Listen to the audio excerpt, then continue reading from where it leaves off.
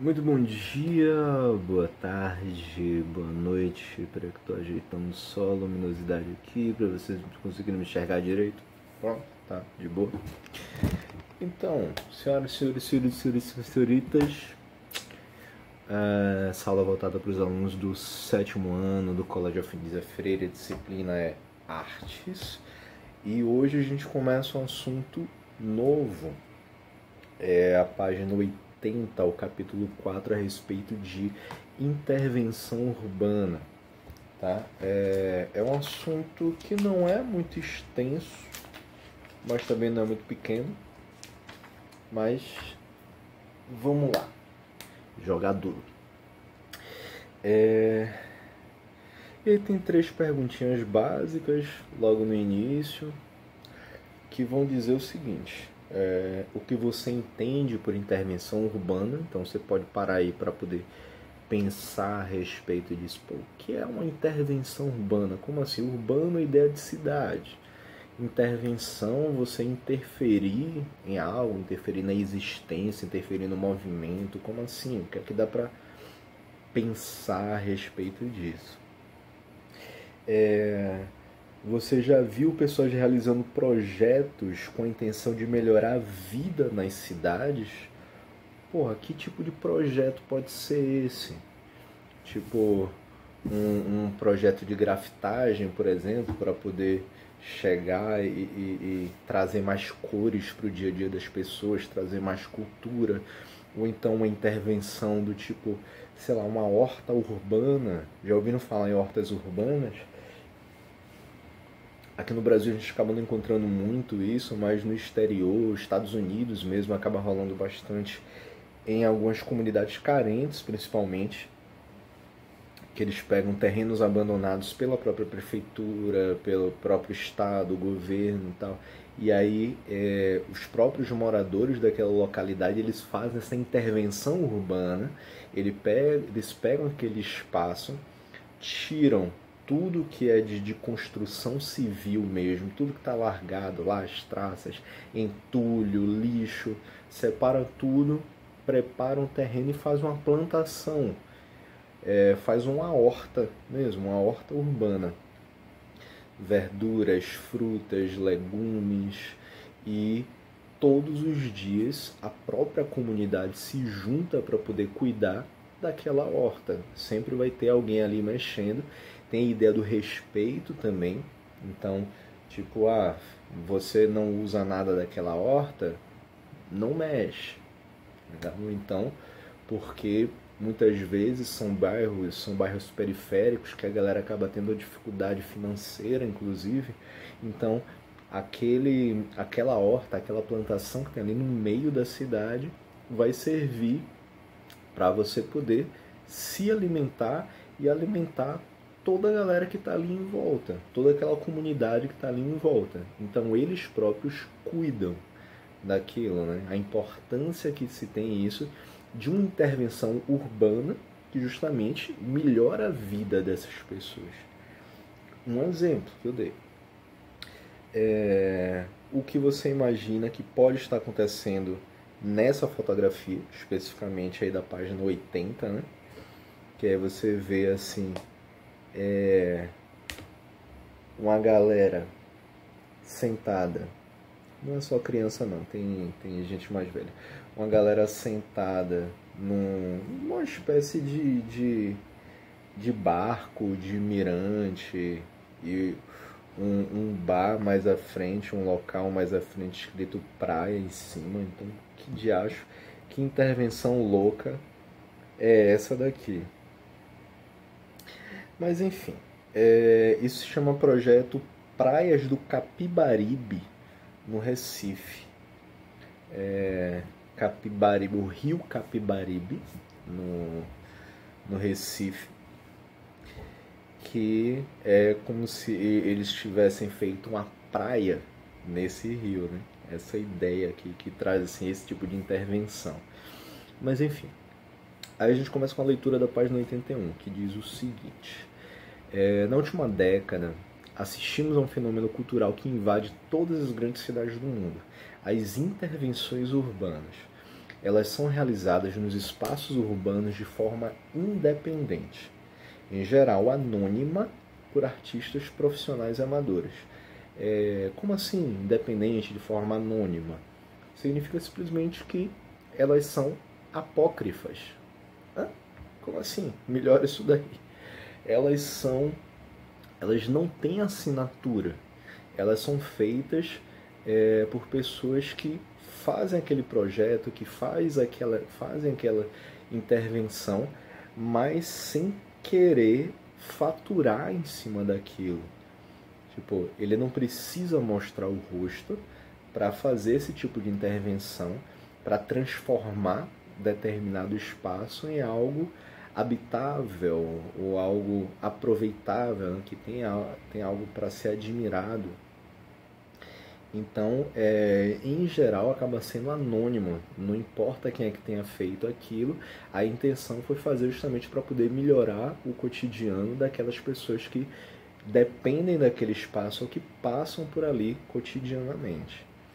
Esses artistas desejam dialogar com a população, sem intermédios de governo, museus, galerias e outras instituições. Muitas vezes seus trabalhos revelam problemas sociais, ambientais e políticos. Outras vezes estimulam relações afetivas com a cidade e propõem novas maneiras de perceber o cenário humano.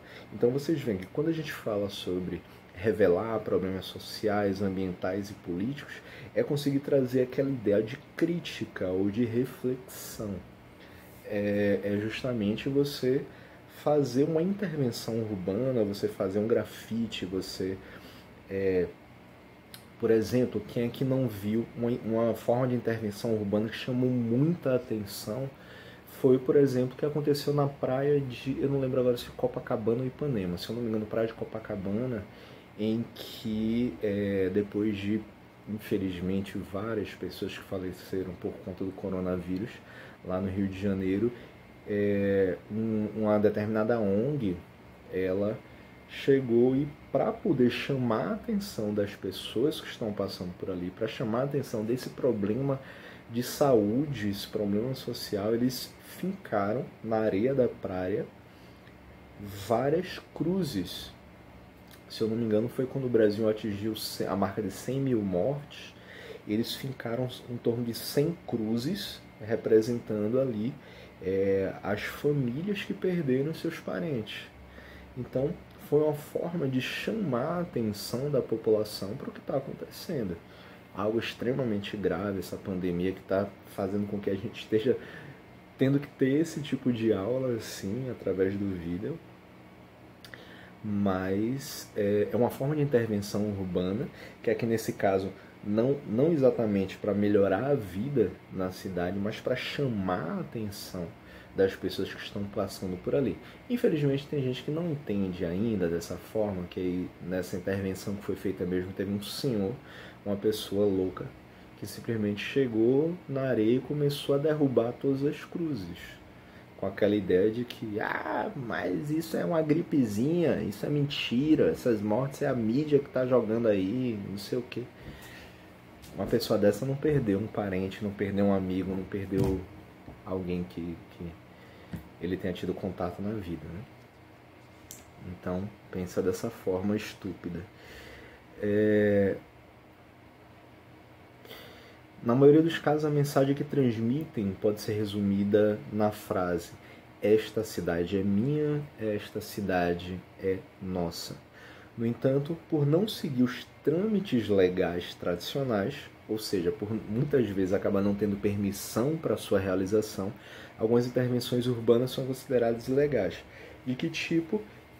Por exemplo, se você for pego fazendo um grafite num muro, sem ter recebido a permissão para aquilo, você pode ser preso.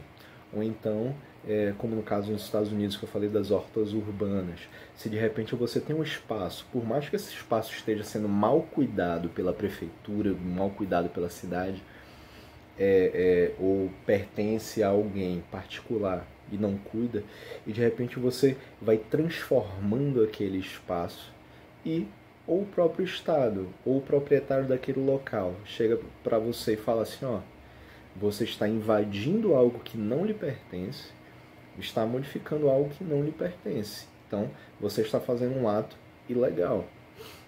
Quer ver um exemplo bem interessante em relação a isso? Qual é a ação que o MST e o MTST costumam fazer? O movimento dos sem terra e o movimento dos trabalhadores sem teto. Tá? Sem terra porque eles são vinculados ao meio rural, e os sem teto são, o MTST, são trabalhadores vinculados ao meio urbano. Só que assim, claro, o que eles fazem não é uma intervenção, mas são grupos que pegam espaços que foram abandonados ou pelo Estado ou pelos proprietários, e simplesmente começam a produzir ou começam a morar naquele local. Começam a produzir, no caso do MST, no caso do meio rural. Então, eles invadem uma terra, geralmente que está lá, abandonada de qualquer jeito, e aí eles preparam a terra, começam a plantar, levantam seus barracos e tal, então eles começam a viver ali. Ou então, no caso aqui dos sem-tetos, eles entram num prédio que está lá abandonado, fechado há muito tempo, e levam suas famílias para lá e começam a morar lá, porque é melhor invadir uma casa do que morar no meio da rua, já que eles não têm dinheiro para poder bancar o aluguel de uma casa, os custos de uma casa, entende? E aí, então, ainda que sejam por questões de sobrevivência, até mesmo, são atos ilegais. Então, essa ilegalidade acaba permitindo que o proprietário dessas terras, seja uma pessoa em particular, ou seja o governo ou uma empresa, possa entrar com ação para despejar, para tirar esse pessoal. As intervenções urbanas, em geral, acontecem da mesma forma. Se você tentar se aproveitar de um espaço que não está sendo utilizado para poder fazer uma intervenção, por mais que essa intervenção seja benéfica até mesmo para a comunidade, infelizmente é considerado como um ato ilegal. Já aconteceu algumas vezes aqui em Aracaju, não sei, mas em Salvador eu lembro que já aconteceu um caso assim, em que um grupo entrou num prédio abandonado assim pelo Estado, e eles fizeram toda uma modificação interna para poder transformar aquilo ali numa escola. Imagina só, uma intervenção urbana, que é algo voltado para a comunidade local, fizeram uma escola. Depois, com o crescimento desse grupo, eles conseguiram doações, conseguiram juntar uma grana, ajeitaram o prédio todinho, compraram computadores, compraram mesas, cadeiras. A comunidade que vive ao redor, a molecada que vive ao redor, começaram a ter cursos profissionalizantes, curso de música, de informática, de capoeira, disso, daquilo. Só que era um prédio que pertencia ao Estado. E o Estado simplesmente chegou lá, ainda que estivesse sendo algo benéfico para a comunidade, que o próprio Estado tinha esquecido, tinha deixado de lado. O Estado foi lá e disse, ó, eu quero esse prédio de volta. O que é que ele vai fazer com o prédio? Nada. Mas pediu o prédio de volta. Botou o povo para fora, botou o povo para correr. Infelizmente, né? Eu tenho que olhar para onde? É para cá? É para cá, para cá. Aqui. Enfim, porque é considerado como ato ilegal. Na página 82. Hodsworth, eu não sei para onde é que eu olho, gente, para cá. Hodsworth, nome artístico do canadense Peter Gibson, começou a pintar as ruas de Montreal em 2001 usando a técnica do estêncil. O que é o estêncil? É uma técnica, tem aqui no próprio livro, na própria página 82. Técnica que consiste em aplicar tinta sobre uma superfície utilizando máscaras de papelão ou acetato, A tinta só passa através das áreas recortadas e perfuradas nas máscaras, formando desenhos que podem ser ricos em detalhes. Stencil ou stencil art, como também pode ser considerado, simplesmente é como se você pegasse, por exemplo, uma placa de raio-x, daquelas que é um pouquinho mais dura, né? Essa placa de raio-x, fizesse um recorte na sua parte central, que aí pode ter escrito alguma coisa, pode ter algum desenho, e quando você coloca na parede, você encosta na parede e pega um spray, uma tinta spray, e você joga ali por cima do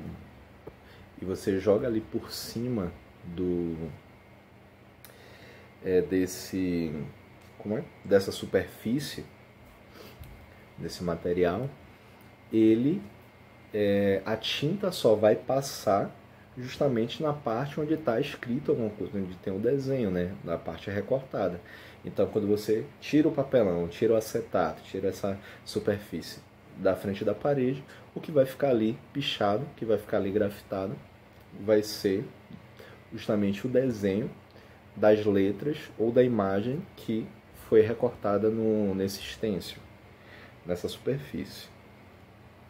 Então, ele começou a pintar as ruas de Montreal, no Canadá, em 2001, usando a técnica do stencil, inicialmente como uma forma de questionar o uso excessivo do carro nas sociedades contemporâneas e defender a criação de mais ciclovias. Então, vocês veem, ó, pelas duas imagens, né, chamada plug fêmea e plug macho, que é justamente essa tomada, né, que é o plug fêmea, que é a tomada que é invertida, que tem a parte de encaixe. Geralmente quando a gente quer fazer uma extensão, né, pronto.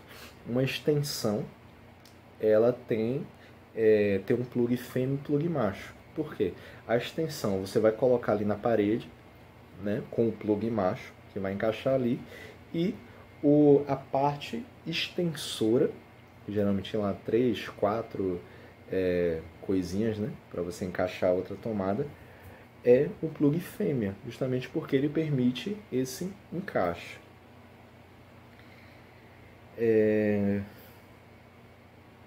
Então, o que ele fez foi questionar esse uso excessivo do carro nas sociedades contemporâneas e defender a criação de mais ciclovias. Importante. Ele pintava sobre o asfalto elementos que interagiam com a sinalização de trânsito, o que é proibido por lei.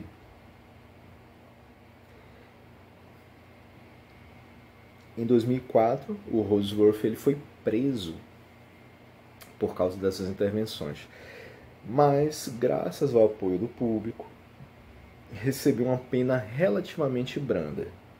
Ele foi julgado, foi condenado realmente, mas a pena que ele acabou recebendo foi mais branda por conta da importância que a própria sociedade, a própria comunidade que vivia ali ao redor começou a dar para as suas intervenções. Ou seja, ele se tornou famoso, então por isso que ele recebeu uma pena menor. Se fosse um Zé Ninguém, um Zé Ruela, tipo eu, assim, que estivesse grafitando ali, ia ser preso e ia morrer na cadeia. A partir desse episódio ganhou projeção internacional e tem sido convidado a fazer suas intervenções em várias cidades do mundo, só que agora com apoio institucional. As instituições, empresas, organizações não governamentais convidam ele, pagam ele, para ele poder ir nessas cidades e nesses países para fazer suas intervenções, fazer suas pinturas. E aí tem um trechinho aqui só para ler para vocês, que diz o seguinte: muitos artistas que interagem com a cidade já tiveram problemas com a justiça, como foi o caso do Holdsworth. Mas conforme seus trabalhos foram obtendo reconhecimento da população e das instituições, eles conquistaram o direito de realizar suas intervenções com respaldo legal. Passou a ser aceito. Os critérios para julgar o que é arte e o que é crime, em geral de depredação, porque a pichação, o grafite é considerado como um crime de depredação, têm sido debatidos constantemente pela sociedade. A qualidade das propostas teóricas e a qualidade técnica dos trabalhos são alguns dos fatores capazes de alterar o status da intervenção.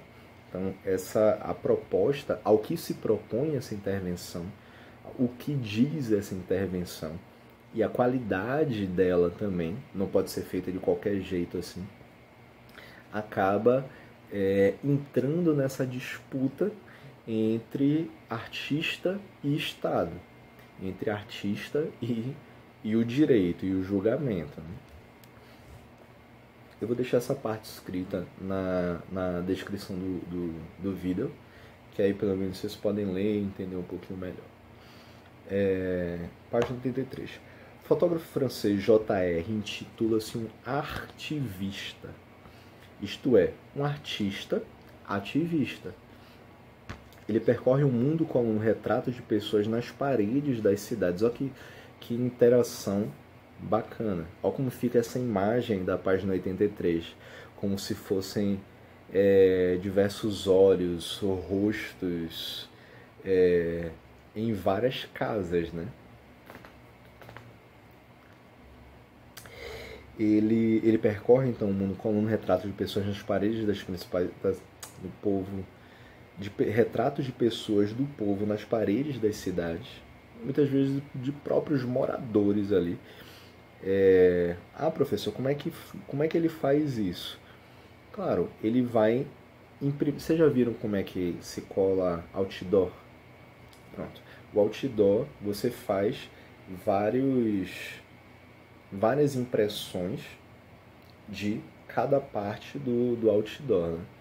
Então, digamos que para você fazer um outdoor do tamanho dessa tela daqui, você tem que fazer várias linhas, quase que um jogo da velha, né? E esses trechos eles vão ser impressos separadamente. Só que quando você chega ali no outdoor, você vai passar um produto para que ele fique colado ali.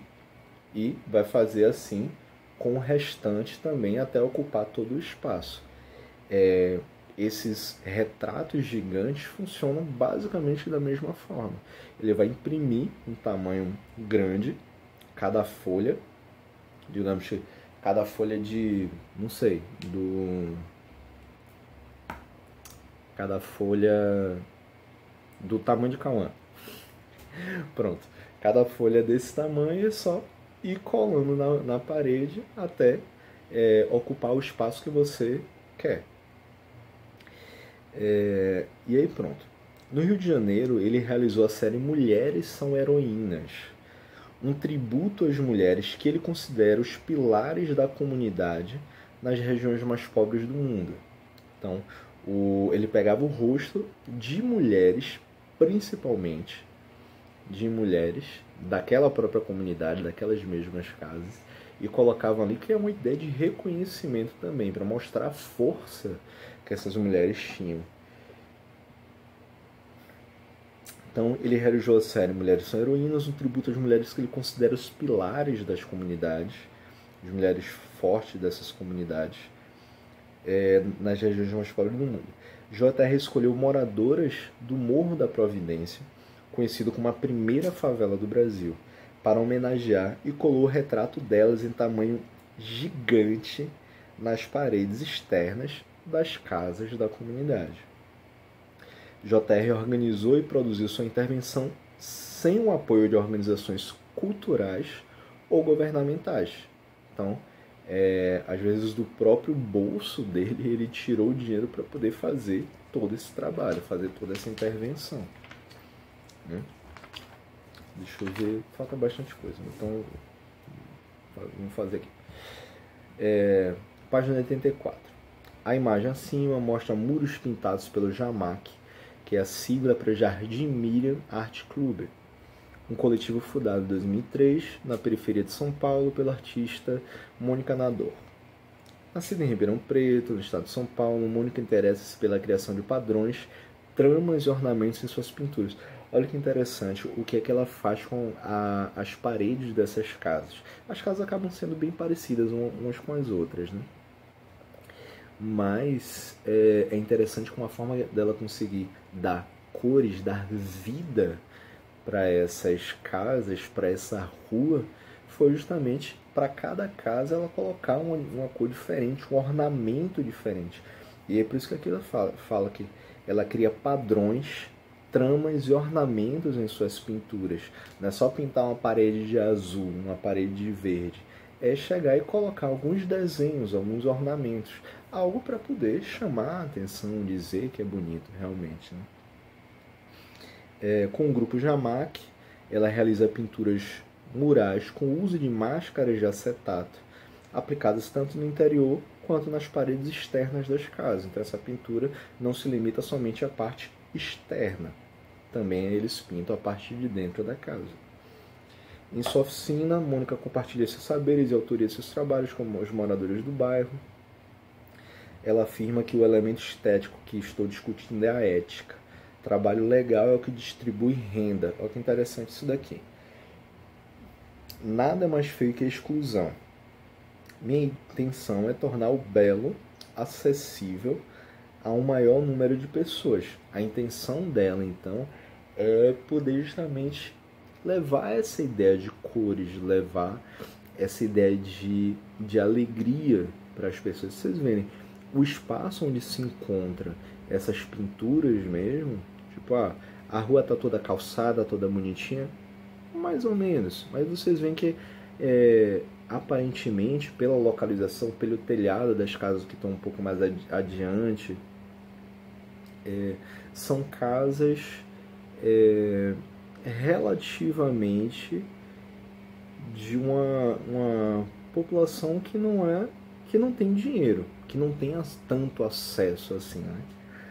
Mas a ideia dela, a ideia da Mônica Nador é justamente transformar essa beleza, mostrar que a beleza, mostrar que algo organizado assim pode ser esteticamente bonito em qualquer lugar, até mesmo para esses locais onde as pessoas não têm tanto acesso a essa ideia de beleza estética, né? Na página 85 é uma intervenção chamada Caiaques, do Eduardo Surur. Nessa imagem, os caiaques são vistos juntos com o acúmulo do lixo no Rio Pinheiros, entre as pontes Cidade Jardim e Eusébio Matoso. Olha que viagem essa imagem. Imagine só, você está passando lá pela rua, tem um canal de esgoto assim no meio e de repente está lá um monte de caiaque com um monte de boneco, tipo, navegando por ali. Parada bem estranha, mas a intervenção é justamente chamar a atenção, porque aquilo dali, antes de ser um esgoto praticamente a céu aberto, um canal de esgoto, é um rio. Se aquilo ali fosse limpo, você vê, isso aqui é o Rio Pinheiros, que passa no meio da cidade de São Paulo, assim como o Rio Tietê, que talvez seja o mais famoso de todos, né? Passa no meio da cidade. Só que as cidades crescem tanto que eles precisam colocar o esgoto para algum lugar. E eles colocam, ao invés de passar por um tratamento de esgoto, tratamento sanitário, eles simplesmente jogam aquele esgoto dentro do rio. Poluem o rio por falta de planejamento urbano. O artista paulistano Eduardo Surur dedica-se às intervenções urbanas. Suas obras procuram chamar a atenção da população para questões ambientais e outros problemas das metrópoles. Para ele, a cidade é um laboratório de pesquisa. Nessa intervenção, o artista colocou dezenas de caiaques tripulados por manequins nas águas poluídas do Rio Pinheiros. Ele diz em seu livro, Manual de Intervenção Urbana, era necessário reativar um rio morto e esquecido pelos habitantes da cidade, fazê-los lembrar de sua existência. É meio que você conseguir trazer um tipo de discussão falando assim, cara, tem um rio passando no meio da cidade. Um rio que poderia muito bem ser usado, por exemplo, como até mesmo um caminho de transporte de pessoas. ou usado para algum tipo de lazer. Tipo, no final de semana o pessoal podia estar ali usando para uma pescaria, para passear de caiaque, para passear de barco, para tomar banho. São Paulo, gente, no meio de São Paulo, local que não tem praia. Então você poderia ter no meio da cidade ali um rio que poderia ser utilizado pela população. Mas não. O que é que o poder público faz? Simplesmente esquece, deixa. Isso é de 2006, imagine. Essa intervenção é de 2006, a gente já está em 2020 e o rio continua a mesma coisa ou até pior. E o Tietê é a mesma coisa. Poderia muito bem estar sendo utilizado como um espaço de preservação, um espaço para que a população, para que as famílias pudessem aproveitar ali como uma área de lazer, mas que não pode ser feito porque simplesmente o poder público esquece e a própria população acaba também jogando lixo ali. Quantos rios a gente não vê? Aqui em Aracaju, em Sergipe em geral, tá um rio que passa na cidade, um pouco mais próximo da cidade, e quando você vai ver, tá lá, gente jogando lixo, bebeu uma latinha de cerveja, joga no rio, ou na praia, pronto, coisa melhor na praia. Quantas vezes vocês já estiveram na praia, vai andando assim na areia, vê um tanto de sujeira? É essa ideia que o Eduardo Suru está fazendo aqui. A ideia de reativar esses locais deveria ser feito, deveria ter uma atenção voltada para isso, para que esses locais eles pudessem se transformar em locais de lazer, que as pessoas pudessem olhar para esses locais assim e dizer, cara, eu posso usar isso daqui.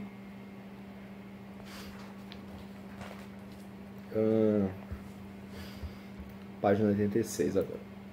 O poro,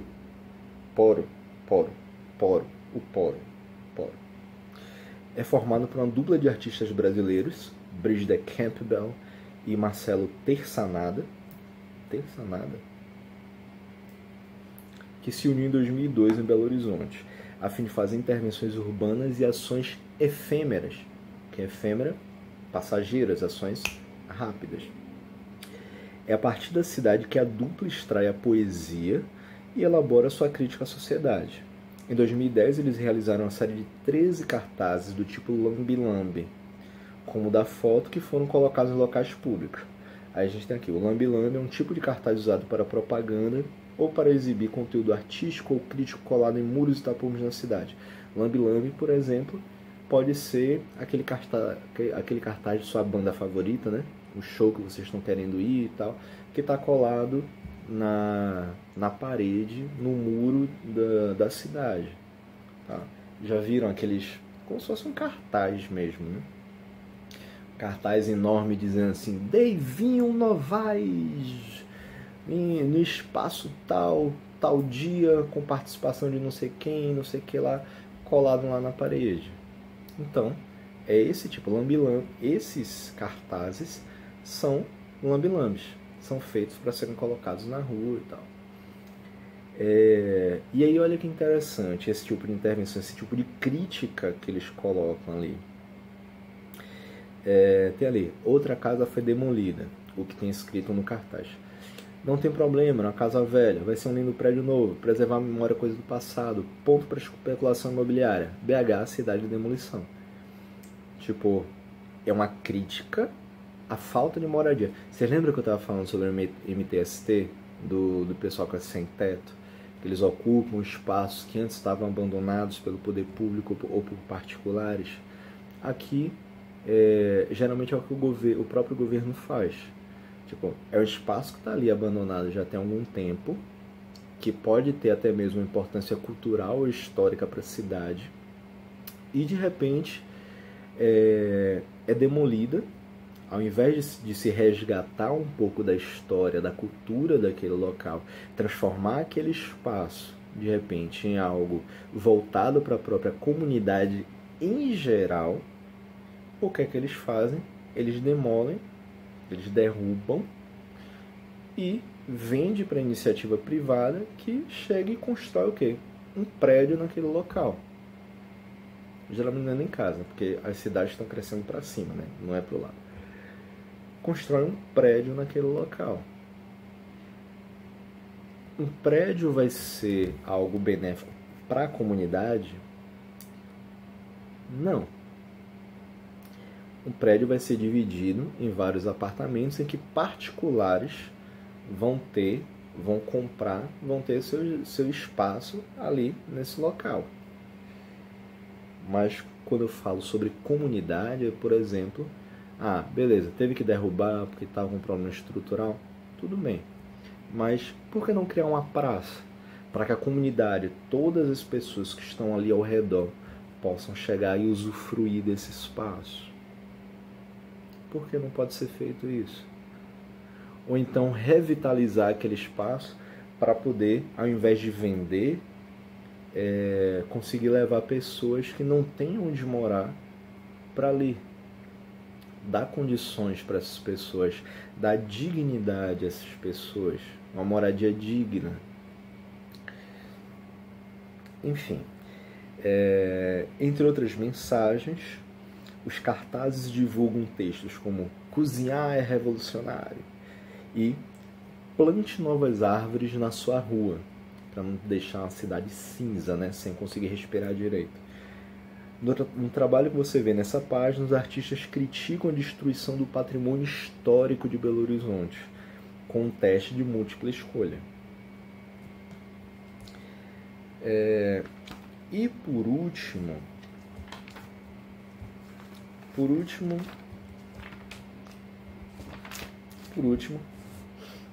em 2012, 30 mil jovens entre 15 e 29 anos foram assassinados no Brasil. Desse total, 77% eram negros. Negros e pardos são em torno de 54% da população brasileira. Mas dos 30 mil jovens que faleceram, que foram assassinados em 2012, 77% eram negros.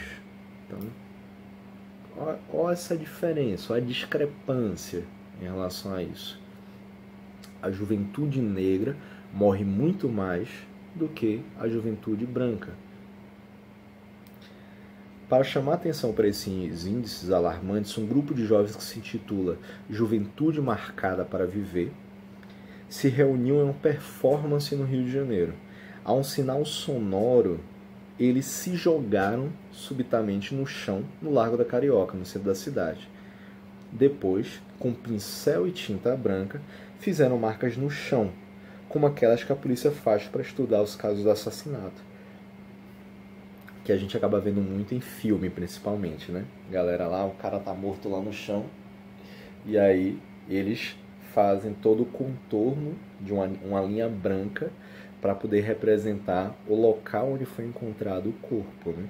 Então a intervenção, a performance que eles fizeram, a intervenção que esse grupo fez, foi justamente a partir desse sinal sonoro, todo mundo se joga no chão. Se jogou, fez lá uma pose, né? A pintura foi feita, geralmente por outra pessoa, né? Não tem que ser como ela própria. E pronto.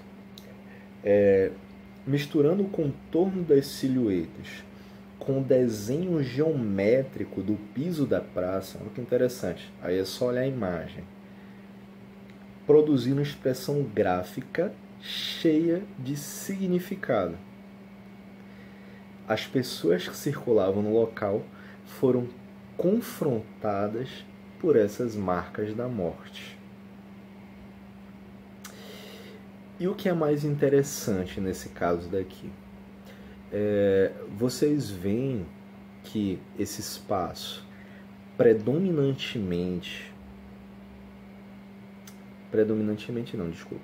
vocês veem que esse espaço ele está pintado uma parte com pedras, aqui eu acho que são pedras portuguesas, se eu não me engano, são pedras pretas, uma parte no chão está na cor preta e a outra está na cor branca.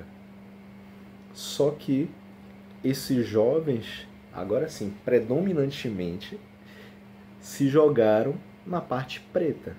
Chega, você vê no cantinho ali superior, aqui em cima, e tá praticamente quase que um em cima do outro, né? Mas você vê, alguns ainda estão aqui até na parte branca. Por que eles fizeram isso? Justamente para poder representar, para chamar a atenção que a maior parte que está ali, a parte preenchida desses contornos, a parte de dentro desses contornos, é preta. Então, o que eles estão fazendo aqui para chamar a atenção é justamente que esses desenhos, essas pessoas que estão ali representadas enquanto pessoas mortas, são pessoas pretas. É a juventude negra. Tá? Ainda que tenham algumas pessoas brancas, a juventude branca que também é vítima de assassinato, a maior parte é de uma população preta. Então, a ideia do significado, da expressão que eles fizeram a partir dessa performance foi justamente essa, para poder chamar a atenção a respeito desse percentual elevadíssimo em comparação dentro da população em geral de pessoas, de jovens negros assassinados. Beleza, galera? Eu vou encerrar essa aula por aqui e a gente continua na próxima aula, beleza? Valeu, falou, tchau!